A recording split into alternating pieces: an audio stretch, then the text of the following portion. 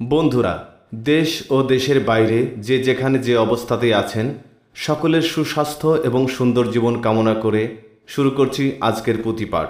লিখেছেন কবি আরাফাত আহমেদ রাশেদ। রচনাকাল 24-3-2020। পুঁথিপাঠ করে শোনাচ্ছি আমি এম আতাউর রহমান।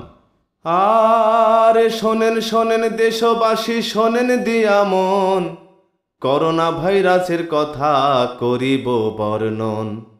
নারী পুরুষ ধনী গরিব জ্ঞানী গুণীজন, করোনা মুক্ত থাকতে সবাই হও সচেতন। আর হাঁচি কাশি শ্বাস প্রশ্বাসে এই জীবাণু ছড়ায়, ক্ষমতাধর বীর বাহাদুর সবাই তাকে ডরায়। ভিন্ন কক্ষে দূরে দূরে থাকা প্রয়োজন, করোনা মুক্ত থাকতে সবাই হও সচেতন। আর ঘন ঘন সাবান জলে হাত ধুয়ে নাও, প্রয়োজনে মুখোশ পরে ঘরের বাইরে যাও। বন্ধ করো সামাজিক সব আড্ডা বিনোদন, করোনা মুক্ত থাকতে সবাই হও সচেতন।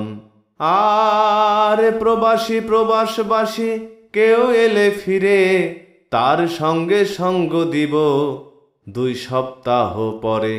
একই জিনিস ব্যবহার করো না দুজন, করোনা মুক্ত থাকতে সবাই হও সচেতন। আর শোনেন শোনেন দেশবাসী, শোনেন দিয়া মন, করোনা মুক্ত থাকতে সবাই হও সচেতন।